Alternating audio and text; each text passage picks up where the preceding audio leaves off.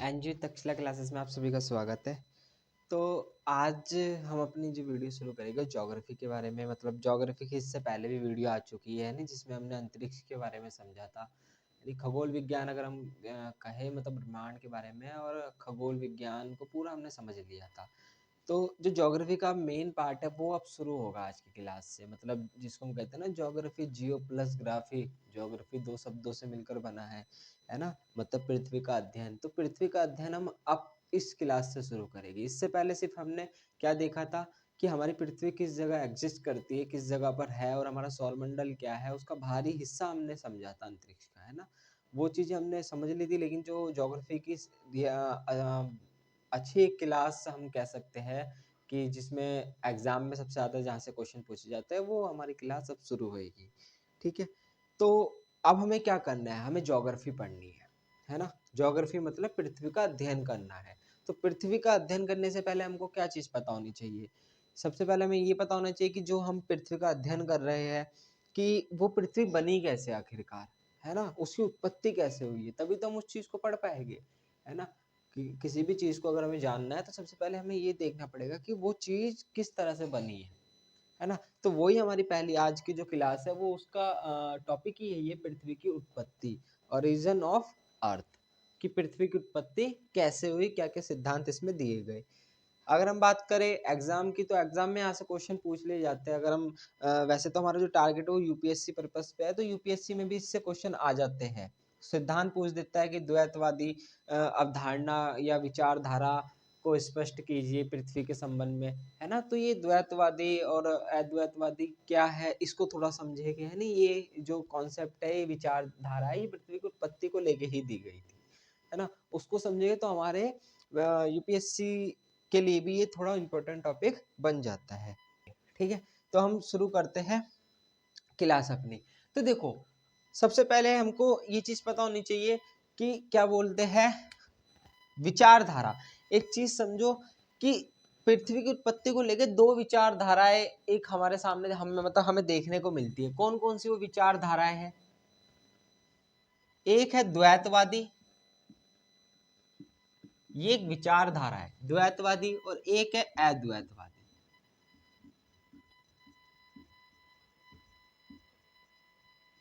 अद्वैतवादी, ये दो विचारधाराएं हमारे मतलब देखने को मिलती है पृथ्वी के उत्पत्ति के संदर्भ में। क्या है इसका मतलब, इसका समझते। ठीक है, तो द्वैतवादी, तो क्या है द्वैतवादी? ठीक है, देखो द्वैतवादी एक ऐसी विचारधारा है कि ये विचारधारा ये कहती है कि जो पृथ्वी का जन्म हुआ है, पृथ्वी की जो उत्पत्ति हुई है, वो दो तारों से मिलकर हुई है। मतलब एक कोई तारा रहा होगा, इसको सन कह लो, कुछ भी कह लो, है नहीं, ये एक तारा रहा होगा और दूसरा एक तारा रहा होगा। इन दोनों के क्रिया के अनुसार, अब इनमें क्रिया का मतलब टकराव भी हो सकता है, गुरुत्वाकर्षण बल के कारण खिंचाव भी हो सकता है, कुछ भी हो सकता है। मतलब बेसिकली इन दो तारों से मिलकर ही क्या हुए, हमारी पृथ्वी का निर्माण हुआ और बाकी सभी ग्रहों का निर्माण हुआ, यानी हम कह सकते हैं हमारे सौरमंडल का निर्माण हुआ। किस चीज से मिलकर हुआ? ये दो तारे से। ये दो तारे कौन से हैं हमें नहीं पता, क्योंकि ये जो क्रिया हुई थी आज से लगभग कब हुई थी, 4.5 अरब वर्ष पहले। पृथ्वी की आयु कितनी है? वो 4.5 अरब वर्ष मानी जाती है पृथ्वी की आयु। तो मतलब आज से तकरीबन 4.5 अरब वर्ष पहले पृथ्वी का जन्म किस तरह हुआ होगा? दो तारों के टकराव से हुआ होगा। तो ये दो तारों का जो कॉन्सेप्ट दिए वैज्ञानिक रहे होंगे अलग अलग, है नहीं। तो वो जो वैज्ञानिक रहे उन्होंने किस संदर्भ में दिया है? दो तारों के संदर्भ में। मतलब उनका जो पृथ्वी का जन्म था वो ये बताता है कि दो तारों में कुछ हुई होगी क्रियाएं। वो क्या क्रियाएं थी अभी समझेंगे, लेकिन दो तारों ने इस तरह का कुछ क्रिया करी होगी जिससे कि हमारा सौरमंडल तैयार हुआ है, हमारी पृथ्वी बनी है। तो मतलब दो तारों की यहाँ बात हो रही है। तो इसी विचारधाराओं को कहते हैं हम द्वैतवादी, कि दो चीजों से मिलकर पृथ्वी का जन्म हुआ है। तो हम उस विचारधारा को कह रहे हैं द्वैतवादी। ठीक है, यही आती है एक दूसरी विचारधारा है अद्वैतवादी। ये विचारधारा ये कहती है कि पृथ्वी का जन्म दो तारों से मिलकर नहीं हुआ। पृथ्वी का जन्म कैसे हुआ है? एक तारे से मिलकर हुआ है। मतलब कोई 4.5 अरब वर्ष पहले कोई एक तारा रहा होगा, है ना, ये कोई भी तारा रहा होगा, इसी का कुछ हिस्सा टूटा होगा। वो कैसे टूटा उसको समझेंगे, जिस विचारधारा में जो लोग आएंगे अभी उनके बारे में पढ़ेंगे, उनके सिद्धांत को समझेंगे, उसमें समझेंगे। तो इनका कहना था अद्वैतवादी विचारधाराओं वाले जो लोग थे या वैज्ञानिक थे या दार्शनिक थे, उनका ये कहना था कि इसी एक तारे में कुछ ऐसी क्रिया हुई थी, या तो इसका कुछ भाग टूटा होगा या इसमें से कुछ हिस्सा अपने आप ही क्या हो गया, अलग हो गया होगा। तो अलग अलग होती, मतलब एक ही तारे से क्या हो गया, ग्रहों का निर्माण हो गया, मतलब हमारे सौरमंडल या पृथ्वी का निर्माण हो गया, पृथ्वी और बाकी ग्रहों का भी निर्माण हो गया। ठीक है, किसके कारण, इसी के कारण, एक ही तारे के। तो एक तारे से निर्माण हो रहा है, दो तारे का संदर्भ नहीं दिया, एक तारे का संदर्भ ये दे रहे हैं, तो इस विचारधारा को कहा जाता है अद्वैतवादी विचारधारा। ठीक है, इतना आपको समझ में आ गया होगा, है नहीं, कि द्वैतवादी और अद्वैतवादी विचारधारा क्या है। और जो सिद्धांत अभी हम 5 पढ़ेंगे, उनमें 5 सिद्धांत में 3 सिद्धांत कैसे हैं हमारे, द्वैतवादी, और 2 सिद्धांत अद्वैतवादी विचारधारा के हैं, उसको अब थोड़ा समझते हैं। ठीक है, जैसे अगर हम बात करें द्वैतवादी, या इसको इंग्लिश में कहते हैं ड्युअलिस्टिक कॉन्सेप्ट, और उसको मोनेस्टिक कॉन्सेप्ट इंग्लिश में कहा जाता है। अगर हम बात करें द्वैतवादी विचारधाराएं की, तो इसमें आपकी घिराणु परिकल्पना है, ज्वारीय परिकल्पना है और द्वितारक परिकल्पना है। मतलब ये कुछ सिद्धांत है। देखो, सिद्धांत हम कहते हैं जो चीज रियलिटी है, मतलब जिसको हम कह रहे हैं कि हाँ ये सिद्धांत दिया गया है, वो एक्चुअली में वैसा ही है। जैसे हम कहते हैं ना बिग बैंग थ्योरी, हम मान के चलते हैं नहीं, बिग बैंग महाविस्फोट सिद्धांत। तो बिग बैंग आज के समय में, हम बिग बैंग को जैसे हमने इससे पहले की जो हमने खगोल विज्ञान की हमारी वीडियो थी ज्योग्राफी में ही, उसमें हमने समझा था बिग बैंग को। तो कहा जाता पूरा ब्रह्मांड ही बिग बैंग द्वारा निकला है नहीं, बिग बैंग द्वारा क्रिया हुई थी, एक छोटा सा गोला था, वो ही फट गया और उसी से पूरा ब्रह्मांड निकला है। तो उसको हम सही मान के चलते हैं आज के समय में। तो वो क्या है, वो उसको हम सही मान रहे हैं, वो सिद्धांत हमने दे दिया है ना। लेकिन यहाँ पर हम इसको सिद्धांत इसलिए नहीं कह रहे क्योंकि एक परिकल्पना है। परिकल्पना मतलब हाइपोथेसिस है, सिर्फ सोच रहे हैं ऐसा हो भी सकता है, नहीं हुआ। अब मान लो जैसे जैसे हमारे पास टेक्नोलॉजी आएगी, हमको कुछ और एविडेंस मिलेगी, उसके आधार पे क्या पता ये सब सिद्धांत नकारे जाए, ये हो ही ना, पृथ्वी की उत्पत्ति इस तरह से कुछ हो रही क्रिया रही हो।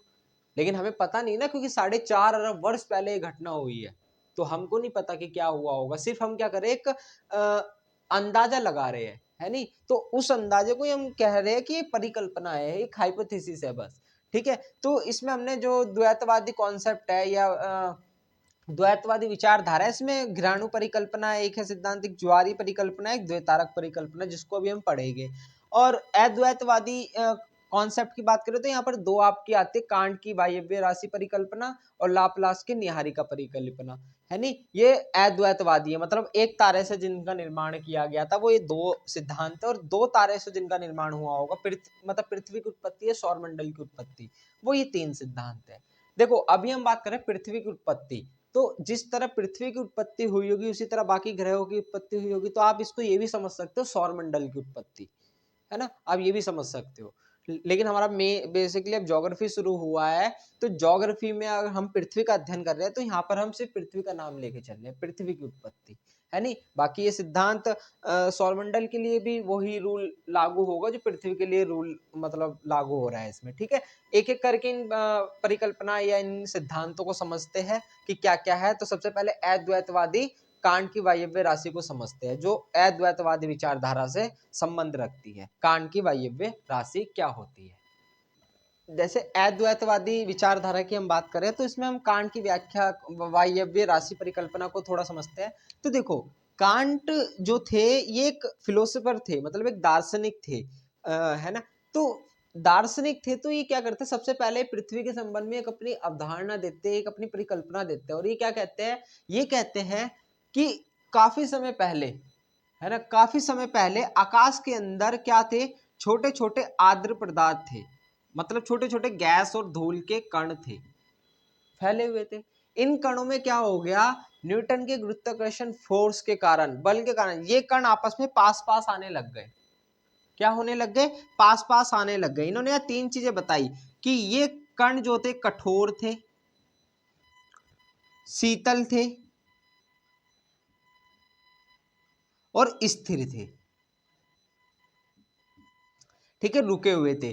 तो क्या थे ये जो आर्द्र पदार्थ, इन्होंने बात करी कि जो काफी समय पहले क्या हुआ, आकाश के मतलब ब्रह्मांड के अंदर छोटे छोटे जो आर्द्र पदार्थ थे, गैसों के जो कण थे, वो पास पास आने लगे। पास पास आने के बाद इन कण, ये कण कैसे थे, कठोर थे और शीतल थे और आपके कैसे थे, स्थिर थे। ये क्या करने लगे, पास पास आने लगे, किसके कारण, मतलब गुरुत्वाकर्षण फोर्स के कारण। और जब पास पास आने लगे तो इन्होंने किसका निर्माण कर दिया, एक निहारिका का निर्माण कर दिया, एक निहारिका बना दी। जब हमने खगोल विज्ञान पढ़ा था उसमें मैंने आपको बताया था निहारिका क्या होती है, गैस और धूल के कणों का एक समूह को हम निहारिका कहते हैं। निहारी वही स्टेज होती है जिससे एक तारा बनता है, निहारिका के बाद ही तारा का निर्माण होता है। तो उन्होंने क्या कहा कि एक निहारिका बनती है, निहारिका बनती है। और इन्होंने कहा जब ये कण पास पास आए और एक निहारिका का निर्माण कर दिया, निहारिका का निर्माण कर दिया, तो इसमें ऊष्मा आ गई। अब आपको पता है, हमने इसे पढ़ा है कि निहारिका जब बनती है तो ऊष्मा आने लगती है। तो क्या हो गया, इस निहारिका में ऊष्मा आने लग गई और इसकी गति बढ़ गई, गति बढ़ गई। कब बढ़ी इसकी गति, जब ये सारे छोटे छोटे कण जो कठोर शीतल और स्थिर कण थे ये पास पास आने लग गए, और पास पास आने के बाद एक निहारिका बन गई। तो पहले क्या थे, स्थिर थे, रुके हुए थे, लेकिन जैसे निहारिका बन गई तो ऊष्मा आ गई, और ऊष्मा आने के बाद क्या हो गया, इसकी गति बढ़ गई, गति तेज हो गई। और जब इस निहारिका की गति तेज हो गई, तो गति जब तेज हुई तो इसी का कुछ हिस्सा टूट गया इस निहारिका से। ये जो हिस्सा टूट गया, इन्होंने किस चीज का निर्माण कर दिया, ग्रहों का निर्माण कर दिया, जिसमें हमारी एक पृथ्वी भी है। ठीक है, ग्रहों का निर्माण कर दिया। जो बचा हुआ हिस्सा था इससे सूरज बन गया, सन बन गया। और इन ये जो हिस्सा जो गति के कारण गति बढ़ गई थी, जैसे जब आप कोई चीज है क्या बोलते हैं, कपड़ा है, कपड़े को एक मतलब एक किसी डंडे पे बांधना और उसको पानी में रखना, तो आप उसको रखोगे तो पानी क्या होगा, उसके अंदर रहेगा पानी, लेकिन जब आप उसको इस तरह से घुमाने लग जाओगे तेज, तो पानी की छींटे क्या है, दूर दूर जाएगी, है ना। तो सेम उन्होंने वही एक कॉन्सेप्ट ये दे रहे थे कि निहारिका थी, इसमें जब गति बढ़ी तो इसी का कुछ हिस्सा टूट गया जिससे ग्रहों का निर्माण हुआ, और बाकी बचे हुए हिस्से से आपका सन का निर्माण हुआ। ये इनकी क्या थी, एक कांट, इसको कहा जाता है वायव्य राशि परिकल्पना, कांट की वायव्य राशि परिकल्पना। अब देखो कौन सी विचारधारा से संबंध रखते हैं ये, अद्वैतवादी, मतलब अद्वैत का मतलब एक तारे से निर्माण हुआ है। तो तारा देखो, निहारिका एक ही कोई चीज है, एक ही चीज है, और इसी एक चीज से क्या बने, ग्रह बने, तो मतलब एक ही चीज से बने। तो ये विचारधारा अद्वैतवादी विचारधारा है, मतलब मोनेस्टिक कॉन्सेप्ट है ये। तो सबसे पहला किसने दिया, कांट ने दिया। अच्छा बात आती है कब दिया ये देते हैं कांट 1755 में, 1755 ईस्वी में, जिस समय कोई टेक्नोलॉजी नहीं थी, 18वीं शताब्दी के दौरान, जिस समय कोई टेक्नोलॉजी नहीं थी, कोई ऐसे इक्विपमेंट नहीं थे, उस समय कांट ने एक अपनी परिकल्पना दी। अब लोगों को तो पता नहीं, अब कोई व्यक्ति ने एक उस समय ऐसे वो दे दी ना, कोई इतना बहुत हम पढ़े लिखे थे ना, ऐसी कोई टेक्नोलॉजी थी, तो लोगों ने क्या कर दिया, इसको सही मान लिया। इनका कांट तो बड़े विद्वान व्यक्ति है जिन्होंने बता दिया है ना। लेकिन फिर वही चीज, कुछ लोग ऐसे होते हैं जो क्या करते हैं, आलोचना करते हैं। जब आप कोई चीज करने लग जाओगे तो फिर धीरे धीरे आपकी आलोचना होनी शुरू हो जाएगी, यानी जब आप किसी मुकाम पे पहुंच जाते हो तो आलोचना भी आपके साथ साथ आती है। तो सेम वही चीज, कांट ने अपनी एक वायव्य राशि परिकल्पना दी तो इसकी आलोचना होने लगी। अब आलोचना क्यों होने लग गई, इसको बाद में नकार दिया गया, सिद्धांत को क्यों नकारा गया, कारण समझो।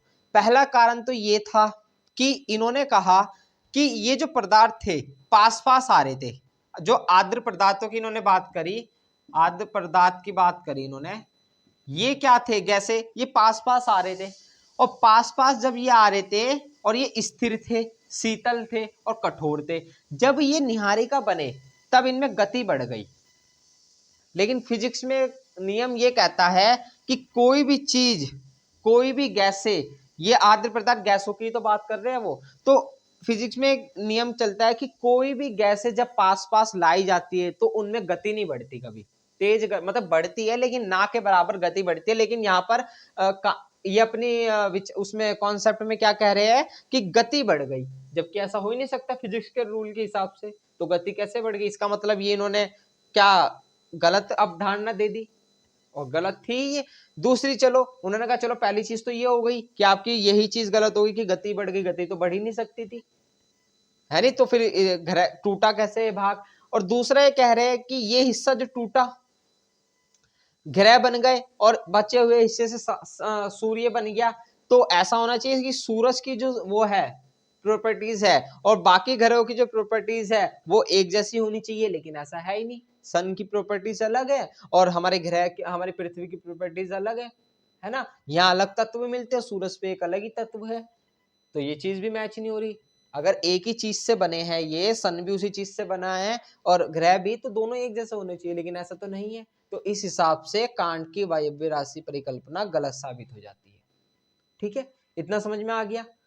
तो कौन सी विचारधारा से संबंध रखते हैं ये? अद्वैत। क्वेश्चन ऐसे ही बन सकता है कि कांट की वायव्य राशि किस तरह का कॉन्सेप्ट है, किस तरह की विचारधारा है, तो आपको पता होना चाहिए कि अद्वैतवादी विचारधारा है, मोनेस्टिक कॉन्सेप्ट है, ये एक तारे से निर्माण हो रहा है ग्रहों का। ठीक है, तो ये थी कांट की वायव्य राशि। अब समझते हैं लाप्लास के नियम। अब देखो, कांट ने अपनी ये दे दी, इसमें हमने दो चीजें गलत बताई। जो आलोचना हमने करी कांट की, वो इस तरह गति बढ़ गई और प्रॉपर्टीज नहीं मिल रही है, नहीं तो ठुकरा दिया। लेकिन लाप्लास अब आए, लाप्लास ने कहा कि कांट ने अपनी दे दी, तो उन्होंने क्या करा, इसी कॉन्सेप्ट में कुछ चीजें चेंज कर दी और एक अपनी नई अवधारणा दे दी, है ना। देखो, सिद्धांत जो दिए जाते हैं, जब एक सिद्धांत गलत होता है तब दूसरे सिद्धांत का निर्माण होता है, ये चीज याद रखना।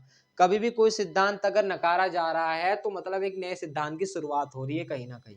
तो ये नकारा गया और नए सिद्धांत की शुरुआत किसने कर दी? लाप्लास ने दे दी। कौन सी सिद्धांत? निहारिका परिकल्पना। क्या है ये निहारिका परिकल्पना? ठीक है, लाप्लास जो थे ये भी फ्रांस के थे, है ना, ये भी क्या थे? फ्रांस के व्यक्ति थे। और इनकी एक बुक है एक्सोपोजिशन ऑफ द वर्ल्ड सिस्टम, एक बुक है इनकी एक्सोपोजिशन ऑफ द वर्ल्ड सिस्टम। ये क्या करते हैं, 1796 में इस बुक को लिखते हैं, प्रकाशित होती है, और उस बुक में ये अपना कौन सा सिद्धांत देते हैं? निहारिका परिकल्पना देते हैं। कौन सी बुक है वो? एक्सोपोजिशन ऑफ द वर्ल्ड सिस्टम। ठीक है, ये उनकी बुक है, 1796 में लिखी जाती है। उसमें देते हैं कौन सा सिद्धांत? अद्वैतवादी विचारधारा का निहारिका परिकल्पना देते हैं। क्या कहते हैं इस निहारिका परिकल्पना में? कुछ नहीं कहते, कांट की वायव्य राशि की जो चीजें हम नकार रहे थे, आलोचना कर रहे थे, उन्हीं को सुधार के इन्होंने एक अपनी नई वो दे दी, परिकल्पना दे दी। तो इन्होंने क्या कहा, इसको थोड़ा समझते हैं। देखो, लाप्लास की निहारिका ये क्या कहते हैं? अब कांट महोदय क्या कह रहे थे? ये कह रहे थे कि आद्र पदार्थ पास पास आए और फिर गति बढ़ गई, है ना। तो हमने इनको सिद्धांत को नकार दिया कि जब कोई गैसें पास पास आते तो गति नहीं बढ़ती। तो इन्होंने क्या करा, इन्होंने कहा कि अच्छा, इन्होंने एक नया सिद्धांत दिया। इन्होंने कहा कि अणु पास पास नहीं आए, इन्होंने कहा कि पहले से ही, आरंभ से ही एक निहारिका थी। इन्होंने कहा ही नहीं कि अणु आए पास पास, क्योंकि अगर ये कहता अणु आए तो फिर बाद में पूछते कि अणु पास है तो गति कैसे बढ़ी। इन्होंने कहा कि ऐसा कुछ था ही नहीं, सिर्फ एक निहारिका थी पहले से ही। इनसे पूछा कब से? कह रहे बस पहले से ही, आरंभ से एक निहारिका थी। अब ये निहारिका आरंभ से ही थी, कौन सी? Exposition of the earth system, world system में ये लिखते हैं। कौन सी निहारिका परिकल्पना देते हैं? किसके संदर्भ में? सौर मंडल या पृथ्वी की उत्पत्ति के संदर्भ में ये अपनी एक परिकल्पना देते हैं। उसमें कहते हैं कि एक निहारिका थी आरंभ से ही, आरंभ से एक निहारिका थी। ये निहारिका पहले से ही गतिशील थी। पहला क्या कहा? आरंभ से, आरंभ से ही थी। कौन? निहारिका।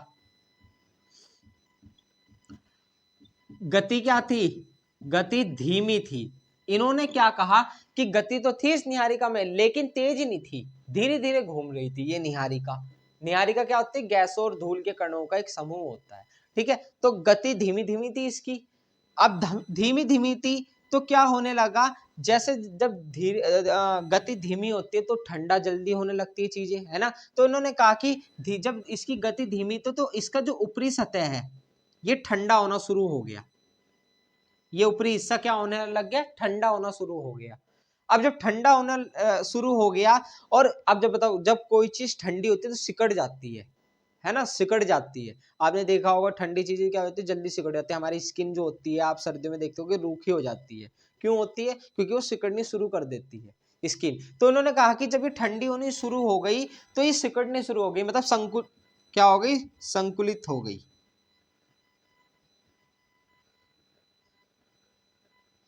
संकुलित हो गई।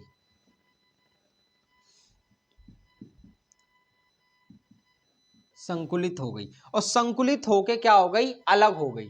अब देखो इन्होंने क्या कहा, ठंडी हो गई, संकुलित हो गई। अब जब कोई चीज अब संकुलित, ऊपर का हिस्सा संकुलित हो गया तो प्रेशर कम हो गया, मतलब वो हल्की हो गई। और जब हल्की हुई तो इसकी अचानक से क्या हो गई, गति बढ़ गई, गति बढ़ गई। पहले क्या थी, धीमी धीमी गति थी। अब जब धीमी थी तो ऊपर की सतह ठंडी होने लग गई, ठंडी हुई तो संकुलित हो गई, सिकुड़नी शुरू कर दी, सिकुड़नी शुरू हुई तो गति बढ़ गई अचानक। और जैसी गति बढ़ी किसकी, निहारिका की, तुरंत ये जो संकुलित हिस्सा था यही तुरंत अलग हो गया इस निहारिका से, यही क्या हो गया, हिस्सा अलग हो गया। और फिर इसी हिस्से से क्या बन गए, हमारे ग्रह बन गए। क्या बन गए, ग्रह बन गए। गति बढ़ी और हिस्सा वो निहारिका से अलग हुआ और इससे ही हमारे क्या बन गए, हमारे ग्रह बन गए, हमारे सौरमंडल बन गया। अब इन्होंने क्या क्या चीजें, कांट की वायव्य राशि में हमने क्यों उसको नकारा गया, उसको इसलिए नकारा गया कि जब पास अणु आते हैं तो गति नहीं बढ़ती है ना, फिजिक्स के लॉ के हिसाब से। इन्होंने कहा कि ठीक है, आरंभ से ही थी पृथ्वी, गति थी नहीं। इन्होंने क्या कहा, इन्होंने कहा झंझट ही ना पालो, मैं अपनी एक नई अवधारणा देता हूँ। आरंभ से एक निहारिका थी जिसकी गति धीमी थी और संकुलित क्या हो गया, ऊपर का हिस्सा धीमी गति थी, धीरे धीरे ठंडा होने लगा, संकुलित हो गया और वो हिस्सा जैसे ही अलग हुआ तो गति बढ़ गई और गति बढ़ के वो हिस्सा मतलब अलग हो गया और उससे क्या हो गया, हमारा ग्रहों का निर्माण हो गया। और ये सिद्धांत इन्होंने दे दिया। लेकिन क्या होता है, फिर वही चीज जो आलोचना करता है वो फिर आ गए, उन्होंने कहा अच्छा जी लाप्लास ये सिद्धांत। अब उन्होंने देखा कि इसमें किस तरह नकारा जाए इनको, तो फिर कहा गया चलो इनसे फिर पूछा गया, चलो ठीक है आप एक चीज हमें बताओ, आप कह रहे हो गति बढ़ गई, तो एक चीज बताओ, सन ये जो बाकी बचा हुआ हिस्सा था इसका क्या हुआ, जो हिस्सा था इसको क्या हुआ, तो इन्होंने कहा ये सन बन गया। तो इन्हें कहा गया कि सन बन गया और बाकी ग्रह, तो कांट वाली वायव्य राशि में भी तो यही चीज थी कि सन की प्रॉपर्टीज और ग्रहों की प्रॉपर्टीज मिलती क्यों नहीं, अलग अलग क्यों है। और आप कह रहे हो कि इसी निहारिका से जब निर्माण हुआ है तो ये बताओ पृथ्वी की प्रॉपर्टीज ठोस क्यों है और बाकी बृहस्पति गैसीय अवस्था में क्यों है। अगर एक ही चीज से बने हैं तो दोनों की स्थिति अलग अलग क्यों है। आप देखते हो बुध जो हमारे पृथ्वी बुध और शुक्र मंगल है ये सब ठोस उसमें रहते हैं, मतलब ठोस अवस्था में, इसमें चट्टाने हैं। लेकिन यही अगर बृहस्पति शनि अरुण वरुण की बात करें गैसीय फॉर्म में है। तो ये अलग अलग कैसे हुआ जब एक ही चीज से निर्माण हो रहा है, तो ये बताओ। तो इन्होंने कहा ये चीज तो पता नहीं। तो फिर ये क्या हो गया, इस सिद्धांत को भी नकार दिया गया, है ना। तो इस सिद्धांत को भी क्या कर दिया गया, नकार दिया गया। फिर इसके बाद जब ये पूरे सिद्धांत नकार दिए गए, एक तारा सिद्धांत, क्योंकि और एक तारा सिद्धांत क्यों नकारे गए, क्योंकि यहाँ पर 4 ग्रह तो हमारे ठोस में रहते हैं और 4 ग्रह हमारे गैसीय फॉर्म में रहते हैं, तो इसका मतलब कुछ छोट तिगड़म बिठानी पड़ेगी, एक तारे से तो सिद्धांत बैठेगा नहीं। तो उसके बाद विचारधारा आनी शुरू हो गई, द्वैतवादी विचारधारा। अद्वैतवादी में 2 सिद्धांत थे, इसके बाद द्वैतवादी मतलब 2 तारों से निर्माण करेगा पृथ्वी का। तो कौन कौन उसमें वैज्ञानिक रहे उनकी बात करते हैं, ठीक है। अब बात करते हैं द्वैतवादी विचारधारा की, ठीक है। इसको इंग्लिश में कहते हैं ड्युअलिस्टिक कॉन्सेप्ट। अब देखो इसमें 3 हमारी परिकल्पनाएं होती है, एक होती है ग्रहाणु परिकल्पना, ज्वारी परिकल्पना, द्वैतारक परिकल्पना। तो ग्रहाणु परिकल्पना को समझते हैं, ठीक है। आपका लाप्लास के जो निहारिका परिकल्पना थी उसके बाद दी गई थी घुराणी परिकल्पना, जो कि द्वैतवादी विचारधारा से संबंध रखती थी, ठीक है। देखो 1905 में कब दी गई है, 1905 में दी जाती है। किसके द्वारा, एक व्यक्ति है चैम्बरलिन, चैम्बरलिन, और एक और इनके साथी व्यक्ति है जिनका नाम है मोल्टन, मोल्टन। ये 2 व्यक्ति है, वैसे नाम ज्यादातर चैम्बरलिन का चलता है, ठीक है, ग्रहाणु परिकल्पना नहीं, लेकिन आपको मोल्टन भी याद रखना है। इन दोनों ने क्या करी है, परिकल्पना दी है। मतलब चैम्बरलिन ने जो 1905 में दी थी, फिर आगे चल के थोड़ा सा इसमें जो चेंज करा था मोल्टन ने करा था, लेकिन दोनों को ही हम मान के चलते ग्रहाणु परिकल्पना, ठीक है। क्या कहती है परिकल्पना, ग्रहाणु परिकल्पना कौन सी विचारधारा से संबंध रखती है, द्वैतारक विचारधारा से संबंध रखती है। अब ये कह रहे हैं कि क्या बोलते हैं कि एक तारा था पहले से ही, तारा था पहले से ही, लेकिन एक और तारा था इसके साथ ही, वो कुछ भी रहा, उसका नाम दे दिया इन्होंने 7वीं तारा, जो इसका साथी था, 7वीं तारा, 7वीं तारा। इन्होंने क्या कहा कि 2 तारे थे पहले से ही, आरंभ से ही 2 ब्रह्मांड में ऐसे तारे थे, ठीक है। एक तो हमारा सन हो गया, इसको इन्होंने कह दिया सन, ठीक है, एक तारा सन था पहले से ही था। और एक था सातवीं तारा जो इसके पास था। अब ये क्या था, ये सातवीं तारा पहले कहीं से आया था, ये चक्कर लगा रहा था और सूरज के नजदीक आया। और जब सूरज के नजदीक आया ये, तो सूरज के नजदीक आने के बाद इसके अंदर गुरुत्वाकर्षण फोर्स बहुत ज्यादा था। किसके अंदर? इस सातवीं तारे के अंदर।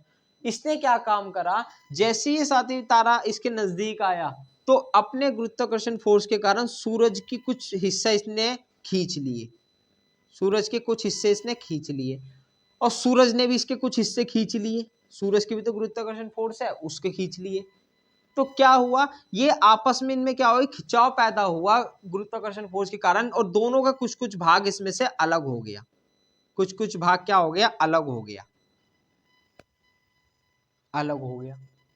और ये जो इसको कहा गया घिराणु, घिराणु, ये घिराणु जो अलग हुआ हिस्सा, इसी से ये टूट टूट के फिर इसी के से क्या हो गया, घेराव का निर्माण हो गया। इसी घिराणु के टूटे हुए हिस्सों से क्या हो गया, घेराव का निर्माण हो गया। और फिर अब देखो, ये इन्होंने सिद्धांत दे दिया। इनसे पूछा गया तो ये सातवीं तारा कहाँ है आप, तो इन्होंने कहा कि ये गतिशील था, मतलब आया सूरज के नजदीक, घिराणु खिंचाव हुआ, घिराणु टूटे और ये अपना आगे चले गया कहीं, सातवीं तारा। और घिराणु जो अलग हुए, इसी से हमारा सौरमंडल बन गया, ग्रह बन गए, और जो कि सूरज का क्या कर रहे, चक्कर लगा रहे। ये पहले घिराणु भी चक्कर लगा रहा था, फिर जब इससे अलग हुए ये सब चक्कर लगा रहे। और टूटा हुआ सातवीं तारे का हिस्सा था, मतलब ये कुछ सातवीं तारे के हिस्से थे, और ये भी जब चक्कर लगा रहा था, तो इन ये जो अलग हुए घिराणु, इनके भी कुछ छोटे छोटे पिंड है जो इनके आपस में चक्कर लगा रहे, जिनको मुख्य ग्रह कहते हैं। तो ये सिद्धांत किसने दे दिया, घिराणु परिकल्पना, इसलिए इसका नाम दिया गया घिराणु अलग हुए तो इसको कहा गया घिराणु परिकल्पना।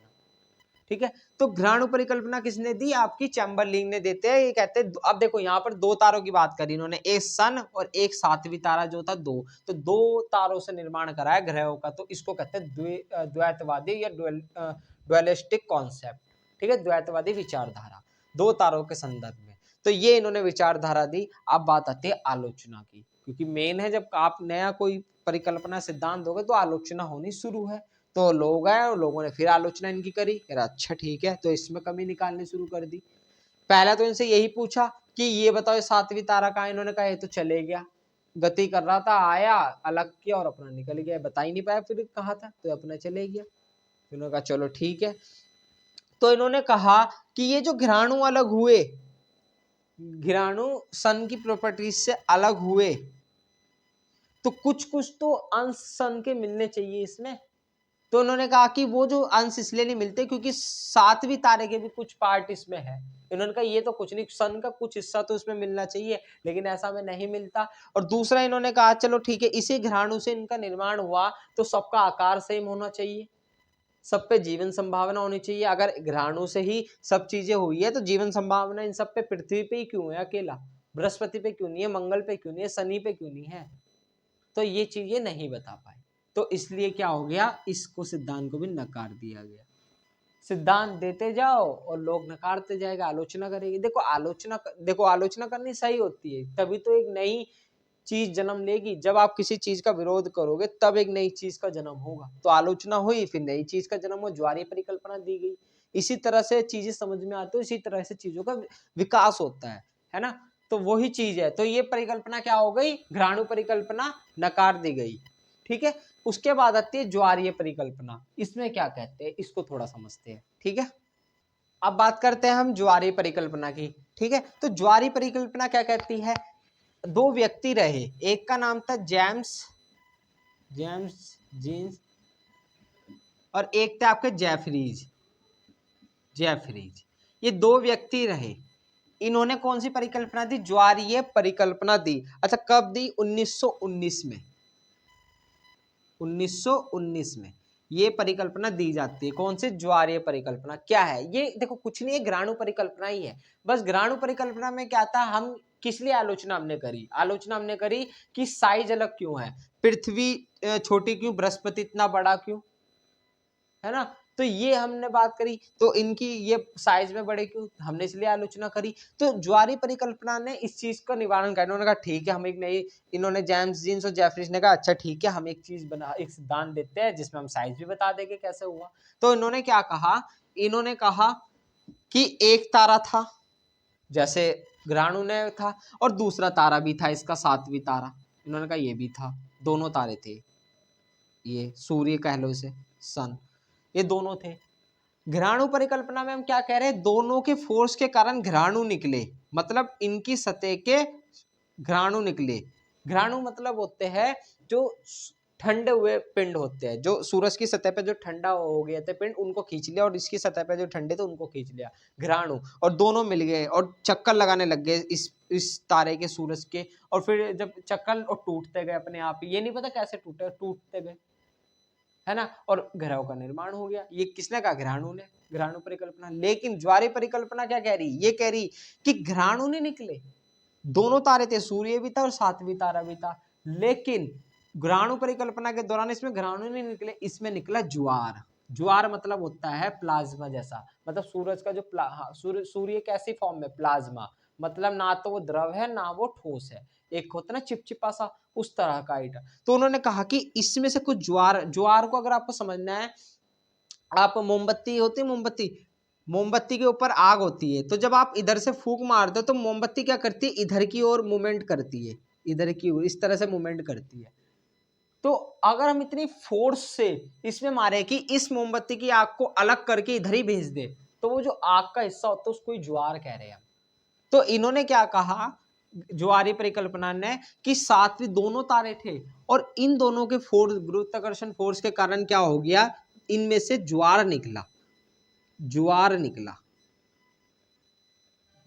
ये ज्वार क्या करने लग गया, चक्कर लगाने लग गया फिर सूरज के, और ये तारा अपना रास्ता ढूंढता ढूंढता निकल गया कहीं, ये नहीं बता पाया ये कहाँ गया, भाई ये निकल गया कहीं, ठीक है।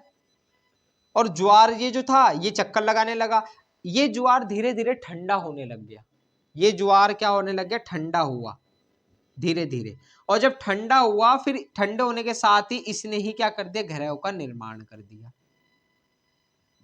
तो इन्हें कहा कि तो साइज, साइज बड़ा छोटा कैसे कह रहे कि ये ज्वार था, और जब ज्वार था तो जब ये ठंडा हुआ तो कुछ हिस्सा इसका छोटे रह गए, कुछ बड़े रह गए, बड़ों को हमने बृहस्पति था, शनु था, और जो छोटे रह गए बुध शुक्र पृथ्वी मंगल थे, ये छोटे छोटे रह गए, बृहस्पति बड़ा रह गया, क्योंकि ज्वार था, ठोस तो था नहीं। अब ज्वार कोई चीज है, जैसे आप पानी है, पानी को आप एक वो रहोगे, गिलास में रखोगे और उसको इस तरह से फेंकोगे, तो आप क्या देखोगे, कहीं पर वो कम गिरेगा, कहीं पर वो ज्यादा गिरेगा, कहीं छोटी छोटी बूंदे गिरेगी, है नहीं, इस तरह से रहेगा। तो उन्होंने कहा कि जो ज्वार था ठंडा हुआ, जब टूटा तो कुछ हिस्से इसके बड़े रह गए, कुछ छोटे रह गए, इसी से क्या हो गया, ग्रहों का निर्माण हो गया, छोटे बड़े क्षुद्र ग्रह सबका निर्माण हो गया हमारे सौरमंडल का, और उसी तरह पृथ्वी का भी निर्माण हुआ। लेकिन यहाँ पर एक चीज अब भी समझ में नहीं आ रही थी कि अगर ऐसा है तो जीवन संभावना सिर्फ पृथ्वी पे ही क्यों है, बृहस्पति पे क्यों नहीं है, मंगल पे क्यों नहीं है, ये कोई नहीं अब तक बता रहा था। कि हम बेसिकली ये बताओ कि जीवन संभावना हम क्यों नहीं, क्योंकि आलोचना करनी थी तो आलोचना करी कि ये बताओ, वो तो ठीक है सब बात की, साइज हो गया, ग्रह बन गए, लेकिन ये तो बताओ पृथ्वी पे ही जीवन संभावना क्यों, संभव क्यों है। क्योंकि अगर घ्राणु ज्वार निकला, ज्वार निकला और ज्वार से ही सारा सौरमंडल बना है, तो पृथ्वी क्यों है ऐसा ग्रह जिसमें जीवन संभावना है, पृथ्वी पे ही क्यों ऐसे तत्व पाए जाते हैं जो बृहस्पति पे नहीं हमें मिलते, जो अरुण पे हमें नहीं मिलते, जब बने ही एक फॉर्म से है। ये चीज कोई नहीं बता पा रहा था, तो इसलिए ये सिद्धांत भी नकार दिया गया। कौन सा, ज्वारीय परिकल्पना। उसके बाद दिया जाता है द्वितारक परिकल्पना। मेन यहाँ पर हमारी सारी बात निकल के आ रही थी कि सन की प्रॉपर्टीज से क्यों नहीं मैच हो रहे थे, पृथ्वी में जो तत्व है और सन, सूर्य में जो तत्व है मैच नहीं हो रहे थे, तो उसको अब मैच नहीं हो रहे थे तो एक नया सिद्धांत जन्म लिया और उसका नाम दिया गया द्वितारक परिकल्पना। इसने इस चीज को प्रूव करा थोड़ा, जबकि सही ये भी नहीं है, लेकिन इसने इस चीज को निवारण करा। इन्होंने क्या बताया, द्वितारक परिकल्पना ने क्या कहा, इसको समझो। देखो द्वितारक परिकल्पना ने क्या कहा, देखो ये दो व्यक्ति रहे, एक का नाम था रसेल जिसने सिद्धांत दिया, और एक है लिलिटन। वैसे तो रसेल का नाम आता है लेकिन लिलिटन भी है, ठीक है, आपको रसेल याद रखना है। ये दो व्यक्ति थे जिन्होंने कौन सी परिकल्पना दी, द्वितारक परिकल्पना दी, ठीक है। कब दी बात आती है 1937 में, 1937 में ये सिद्धांत दिया जाता है द्वितारक परिकल्पना, 1937 में सिद्धांत दिया था। क्या कहता है ये सिद्धांत, ये कहता है कि सन था, सूर्य था, ये था ही, और इस सूरज के अलावा 2 अन्य तारे और थे। किस्सा ही खत्म कर दिया इन्होंने। अब तक सारा झंझट हम कर रहे थे द्वैतवादी, देखो ये भी द्वैतवादी विचारधारा है, 2 तारों के संदर्भ में कर रहे हैं सारे काम, लेकिन 2 तारों के संदर्भ में कर रहे हैं, लेकिन इसको द्वितारक इसलिए कहा गया कि ये सन से रिलेट नहीं अब कर रहा है। हम क्या कर रहे थे इससे पहले, एक और सन में संबंध निकाल के ग्रह बना रहे थे, लेकिन इसने कहा कि सन था, सन का कोई मतलब नहीं था, ये था, लेकिन इसके पास में ही 2 अन्य तारे थे और इन 2 अन्य तारों में क्या हुआ, टकराव हुआ, आपस में टकराव हुआ। और जब इनमें आपस में टकराव हुआ और टकराव के कारण क्या हो गए, इसके छोटे छोटे पिंड अलग हुए, जिनके कारण ग्रहों का निर्माण हुआ। ये ग्रहों का निर्माण हो किसके कारण, इन दोनों तारों के टकराव के कारण। और जो छोटे छोटे पिंड थे वो हमारे क्षुद्र ग्रह बने, जो छोटे छोटे पिंड बचे थे वो हमारे क्षुद्र ग्रह बने, क्षुद्र ग्रह बने। और भी जो टुकड़े थे उससे हमारे उपग्रह बने, है ना। इस धूल के कण बचे, मतलब धूमकेतु बन गए, है नहीं, धूल के कण। तो ये सब इन्होंने क्या बता दिया कि इन 2 तारों के कारण हुआ, इसको कहा गया द्वितारक परिकल्पना। तो इनसे कहा गया सन, और इन्होंने ये भी बता दिया कि सन की पृथ्वी में और सन में अंतर क्यों है। सन पृथ्वी में जो तत्व है वो सन में क्यों नहीं पाया जाता, इसलिए नहीं पाया जाता क्योंकि सन का तो कोई किस्सा ही नहीं था, सूरज था। इन 2 तारों में आपस में क्रियाएं हुई, और जब इन 2 तारों में आपस में क्रियाएं हुई, 2 तारे आपस में टकराए, तो इसलिए सन और इन बाकी आज के समय की पृथ्वी या बाकी ग्रहों में सन जैसी प्रॉपर्टीज हमें नहीं मिलती। ये चीज इन्होंने सिद्ध कर दी। देखा क्या दिमाग लगाया इन्होंने, है ना। सारा किस्सा ही इन्होंने ये चीज चल रही, इन्होंने कहा ठीक है हम देखते हैं, इन्होंने कहा कि ठीक है 2 तारे थे आपस में टकराए, ग्रह बन गए, इसलिए नहीं मिलती सन की प्रॉपर्टीज। और जब टकराए तो छोटे बड़े पिंड बन गए। और कहा कि बाकी गैसीय क्यों और ये ठोस क्यों, इन्होंने कहा कि ये जो 2 तारे थे, एक तो क्या था, ज्यादा ठंडा था, मतलब थोड़ी ठोस अवस्था में था, दूसरा जो था वो एक निहारिका के रूप में था, मतलब गैसीय फॉर्म में था। इन्होंने कहा जब टकराव हुआ तो गैस वाले बृहस्पति शनि अरुण वरुण बन गए और बुध पृथ्वी ये सब ठोस रह गए, ये चीज बता दी। तो सारे रूल ये पूरे कर रहे थे। तो द्वितारक सिद्धांत को क्या सही, मतलब क्या मान के चलते हैं हम, सही मान के चलते हैं, लेकिन आज भी इस पे विवाद है ना। विवाद किस चीज में है, विवाद आधुनिक विचारधारा पे है, मतलब आधुनिक एक कॉन्सेप्ट हो रहा है जिसको हम कहते हैं बिग बैंग थ्योरी। वो आधुनिक कॉन्सेप्ट ये कहा जाता है कि ये जो पूरा चीज बनी, ग्रह जो बने, पृथ्वी जो बनी, ये सिर्फ बिग बैंग द्वारा ही बनी है। ये हमने पढ़ चुके हैं बिग बैंग क्या है, ठीक है। तो बिग बैंग और द्वितारक परिकल्पना में एक विवाद रहता है, लेकिन विवाद वो सिर्फ इसलिए रहता है पृथ्वी को लेके। अगर हम बिग बैंग की बात करें वो इसलिए सही मानते हैं क्योंकि वो ब्रह्मांड की बात कर रहा है, कि ब्रह्मांड उस छोटे से पॉइंट से ही निकला है जिसको हम बिग बैंग कह रहे हैं। वो ब्लास्ट हुआ, महाविस्फोट हुआ, उसी के कारण ये सब निकला है, आज के आकाश गंगा, गैलेक्सी, पूरा ब्रह्मांड। लेकिन द्वितारक सिद्धांत, द्वितारक परिकल्पना सिर्फ पृथ्वी और सौरमंडल की उत्पत्ति बता रहा है कि इनका निर्माण कैसे हुआ है। तो दोनों एक अलग भी है, लेकिन जब इनको कंबाइन करने की बात आती है, मिक्स, तो यहाँ पर विवाद सिर्फ इसलिए छिड़ता है कि ये इस नियम द्वारा नहीं, बिग बैंग द्वारा ही तो पृथ्वी का निर्माण हुआ है। तो ये कहते हैं हाँ बिग बैंग हुई है, लेकिन बिग बैंग जो हुई 15 अरब वर्ष पहले हुई है। कब हुई, 15 अरब वर्ष पहले। और उसके कई अरब वर्ष बाद, आज से साढ़े 5 अरब, मतलब 4.5 अरब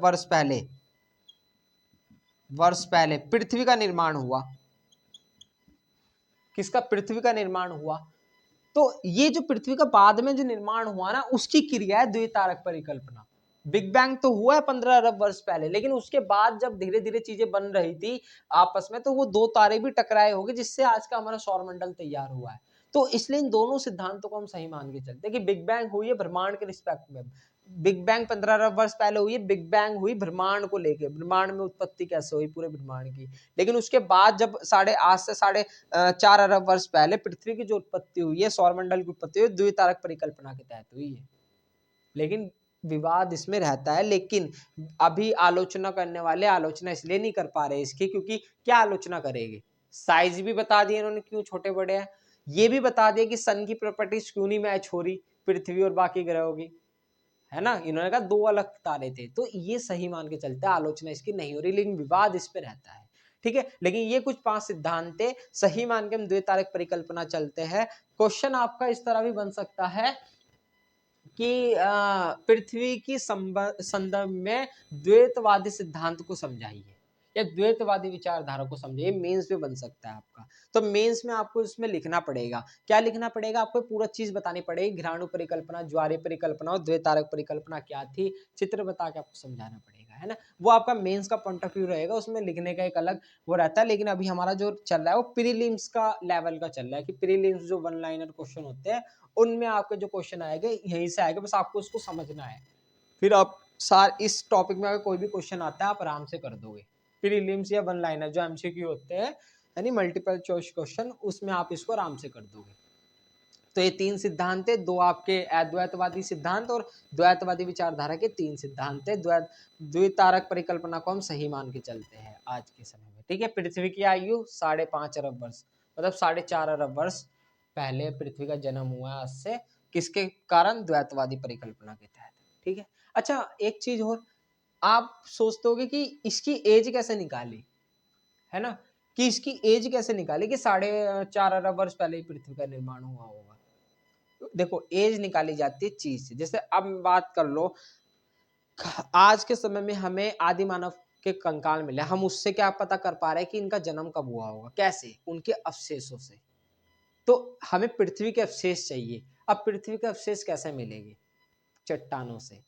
हम चट्टानों की एज निकालेंगे, हम पेड़ की एज निकालेंगे, और जो सबसे पुराना लगेगा उसके हिसाब से हम अंदाजा लगाएंगे। जैसे अगर हमें एक पेड़ मिला, इस पेड़ की एज हमने निकाल दी, मतलब हमें कोई पेड़ मिला, इस पेड़ की एज निकाली, यही हमें कोई चट्टान मिली, इस चट्टान की एज निकाली, है नहीं। तो एक इस तरह से हम एज निकालेंगे उन चीजों की, है नहीं, कार्बन डिटेक्टिव करके उनकी एज निकालेंगे, और वो एज जो जिस दिन की दिखाएगा उससे हम चीजें होड़ करते जाए, तो हम हमारे पास आज तक के जो साक्ष्य मिले हैं वो कहाँ तक मिले हैं, 5.5 अरब वर्ष पहले तक के मिले हैं, कि पृथ्वी, तो हम उस आधार पे कह सकते हैं कि पृथ्वी का जन्म लगभग, प्रॉपर यही नहीं है, सही से भी नहीं मानना है, क्या पता हमें कुछ ऐसा अवशेष हो जो अभी हमें मिले ही नहीं, है ना। लेकिन हमें जो अवशेष मिले उससे हम सिर्फ लगभग में मानते हैं कि 4.5 अरब वर्ष पहले पृथ्वी का निर्माण हुआ है, किसके कारण, द्वितारक परिकल्पना या big bang theory. Big bang theory 15 अरब वर्ष पहले, लेकिन उसके बाद